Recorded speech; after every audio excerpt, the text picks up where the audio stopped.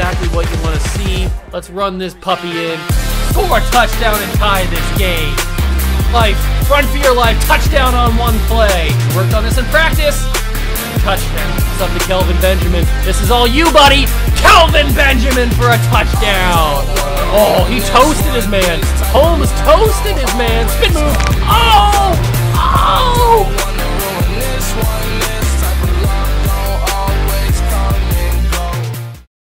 What's going on, guys? Welcome back to the video here in the What a Juice channel, and welcome back to a little bit of a reverse this week. Since the Patriots play on Monday, tonight, then today I figured let's not do a preview of the Patriots-Bills game. Let's do what we do on Tuesdays, just a day ahead on Monday. So it's more relevant, I guess. We can do the rest of the league recap today. So that's what we're going to be doing.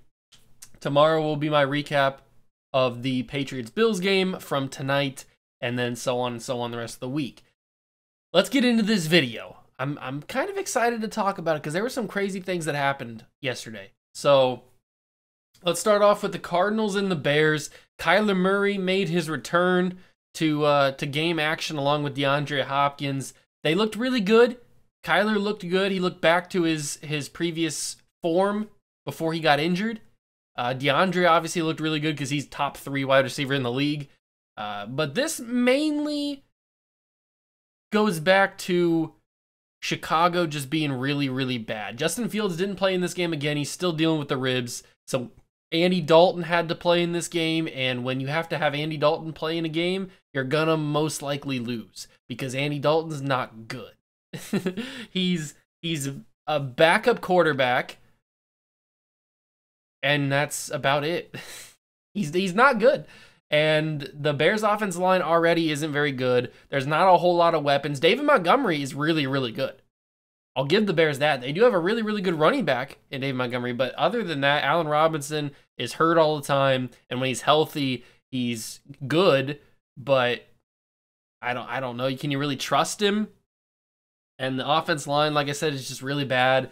And Andy Dalton's really bad. The defense is decent, but the Cardinals are a good team this year. I tend to believe in Arizona. Like I always say, I can't fully get behind Arizona until Kyler can prove to me that he can stay healthy for the entire season and play at an MVP level the entire season. He missed like 3 games the past couple weeks. Can we really trust Kyler? I don't know. I'm still not there yet, but I do believe the Cardinals are a good team. I just don't know if we can trust Kyler Murray. They win 32-22. It wasn't a big challenge for them because the Bears are bad. Matt Nagy's dumb. Colts shut out the Texans 31-0, eliminating officially the Texans from playoff conversations. They were never going to be in the playoffs, even if they didn't get eliminated this week, but they are officially eliminated from the playoffs. The Colts looked good, but again, they were playing the Texans, so take that with a grain of salt, I guess. Can we really trust the Colts? Do we really trust Carson Wentz? I don't. I know that I don't. And you guys shouldn't either. I say this all the time with guys like Jalen Hurts and Daniel Jones and all these kind of same level of quarterback. You can't trust what you see week in and week out, because you have to go off of what they've done in the past. And Carson Wentz has not been good in the past. He had the one MVP caliber season in 2018 or 2017, 2018, whatever that was. And from then on, he's nothing. And yes, he's having a good season in the Colts. I can't argue that. He's having a good season in the Colts, but you have to look at the facts that Carson Wentz is not that good of a quarterback, and you don't need to get sucked into all this. They have a really good defense. They have some good weapons on the outside. They have a monster running back in Jonathan Taylor. So, I mean, it kind of covers up all the bad stuff that Carson Wentz does. And they were playing the Texans. So, think what you want. Just know that I'm on the train of Carson Wentz sucks. Chargers beat the Bengals 41-22. This got out of hand pretty quickly. I think it was like 26-0 pretty quickly in this game. Then the Bengals started to make a comeback. Everybody was thinking, oh, Bengals are going to come back. They're going to win this game. Chargers are going to blow this game. And then the Chargers started to pick off Joe Burrow a little bit more. There was some fumbles. There was some rain in Cincinnati, so it was a little bit sloppy. There were some fumbles. And Joe Burrow, I think he may have fractured his pinky or he did something to his pinky, and he was not really the same afterwards. He was throwing some interceptions. Joe Burrow, I like his game. I believe in Joe Burrow, but he does tend to make some bad throws. Now, every quarterback makes bad throws. That's not something just specific to Joe Burrow, but I don't know. I feel like Joe Burrow not only needs some more help, but he could definitely choose better decisions when he's throwing the football, if you know what I mean. The Chargers are a good team, but the Bengals probably should have had this game, and they let it go away with some mistakes. 41-22 is the final. Chargers win. A big one on the road in Cincinnati. Justin Herbert looked good. Austin Eckler looked good. The defense actually played really well. They got a lot of turnovers, and they actually just like physically dominated the Bengals until there was like this little stretch where the Bengals were coming back in this game, but every other point in this game, the Chargers had complete control. It was a weird game.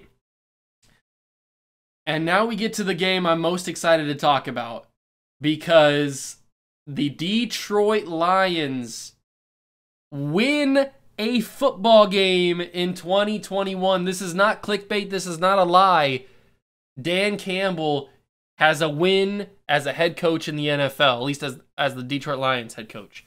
They beat the Vikings 29-27 on a 2-minute drive led by Jared Goff that ends with a touchdown thrown. I'm not sure who it was. It might have been Josh Reynolds who caught it. I'm not 100% sure who caught it, but with no time on the clock, Jared Goff steps back, throws the ball, touchdown, Lions win 29-27. Now this probably reflects more on how bad the Vikings are than on how bad the Lions are, because we already know how bad the Lions are. They find new ways to lose games every single week, and I honestly thought the Lions were going to lose this game, but they actually did win. I was as shocked as you guys were, and I don't know what to think about the Vikings. Do we believe that the Vikings are really that bad? Or do we think that they just have some miscommunications when it comes to coaching? Do we think that it's about time to move on from Mike Zimmer, get some fresh faces in the coaching staff? I don't know. I mean, is it time to move on from Kirk Cousins? I know he's got a massive contract, but it's been a couple years. That contract is kind of dropped in how much money he's worth now. And plus, mediocre quarterbacks are getting that kind of money anyway, so it doesn't really matter that much anymore. I don't know. The Vikings need to have an overhaul. They need to take a look in the mirror, and they need to change some things because they're not doing very well. And they gave the Lions their very first win of the season, so there's no more winless teams in the NFL. I wasn't as upset. If the Lions didn't tie with the Steelers, I would have been a little bit more upset, because I always like to see stuff like this happen where a team goes winless like the Browns did, or a team just struggles, because it's fun. You don't usually see it all the time, teams going winless. So I would have been a little bit more upset if the Lions didn't have that tie. Once they got that tie, it was kind of like, well, we're not going to have our first 0-17 team, so it doesn't matter if the Lions win anymore. So, I mean, I'm happy for the Lions. I still believe that Dan Campbell is a horrible head coach. He's at best a strength and conditioning coach, in my opinion. He makes dumb decisions. He's not a good football coach, head coach, and and Jared Goff's not good at all. But I'm happy to see them win, because Lions fans need this. The Lions fans needed this. They're on life support as it is. So good for the Lions. They get a win. Little bit more concerning about the Vikings. Dolphins blow out the Giants 20-9. The Dolphins were always going to win this game, whether it was Daniel Jones or Mike Glennon as the quarterback of the Giants. The Giants are just, speaking of teams that we should be concerned about, the Giants are bad. There's a few teams in the league where you just go, that team is bad. You got the Texans, you got the Jaguars, you got the Giants. There's probably the Falcons are in that list. I'd probably even put the I don't even know. Obviously I put the Lions in that list, but there's more teams that I'm not thinking of right now, but there's a certain number, the Jets, there's a certain number of teams that you just go, they are a bad football team.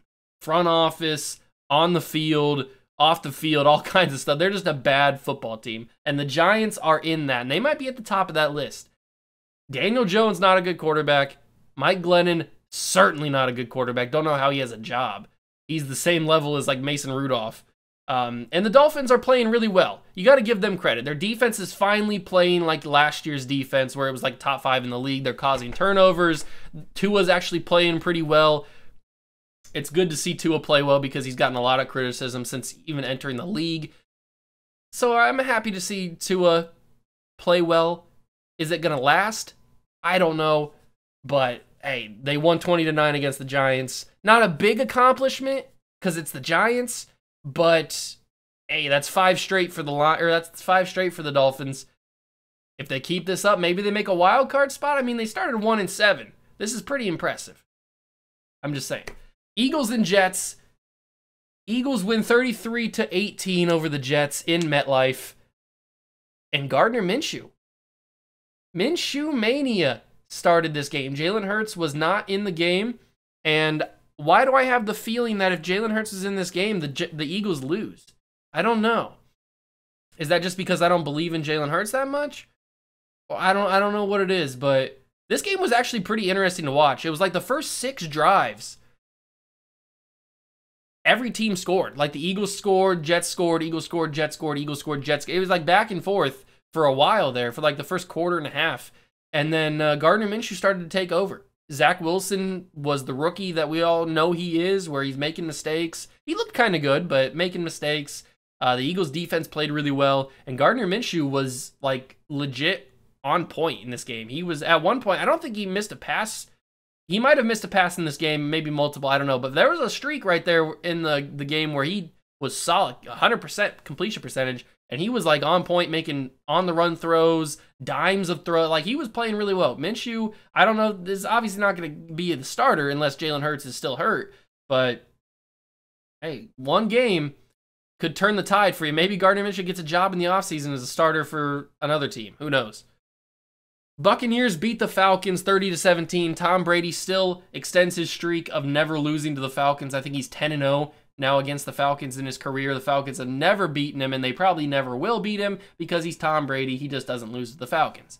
And again, this brings up the discussion of how bad the Falcons are. We already know, at least I know, that the Falcons are god-awful. They lose games that they shouldn't lose. This game they should have lost, and they did. But they lose games that they shouldn't lose. They play bad defense. They have no weapons beside Kyle Pitts and Calvin Ridley. Matt Ryan's not a good quarterback. They have no run game. It's just they're a bad team, and the Buccaneers took advantage of this. And this is a Buccaneers team that secondary is riddled with injuries. They rarely run the football, and in this game, Tom Brady started the game like 15 of 17 or something for 100-something yards, and he was passing the ball like crazy. Like it was one of those games where Tom Brady said, "I'm throwing this football, and you can't stop me." So they win 30-17 over the Falcons. Tom Brady continues to own the Falcons. Rams completely and utterly dismantle the Jaguars. 37-7. Yeah. 37-7. This was a get-right game for the Rams. They've been struggling this season, trying to figure out all these different pieces. They're trying to build a super team in the NFL. Odell had an actual pretty decent game, his first really decent game as a Ram. Matt Stafford looked good. The defense looked good, but they're playing the Jaguars. So what can we really say about that? The Jaguars are just bad. Trevor Lawrence is not looking good. Yes, I know he's on a bad team. We say this all the time. Trevor Lawrence, I think, is going to be a good quarterback. He just needs some help around him, and right now he has no help around him. I mean, James Robinson's good, but there's nobody else. This team is bad. So let's just move on. They are a bad team. I feel bad for Urban Meyer. Washington and the Raiders. The football team escape with victory 17-15. This game was crazy. You got to feel bad for the Raiders, man. They had a chance to win it, and they can't do it. Kyle Allen, or not Kyle Allen, Taylor Heineke, not Kyle Allen. Taylor Heineke, I keep seeing people thinking that Taylor Heineke's good. And I don't want to take this away from people. I understand. I can see the stats. I see the games with my own eyes. I watch Taylor Heineke play. I understand that he wins. He's winning some games, and he's looking good doing it.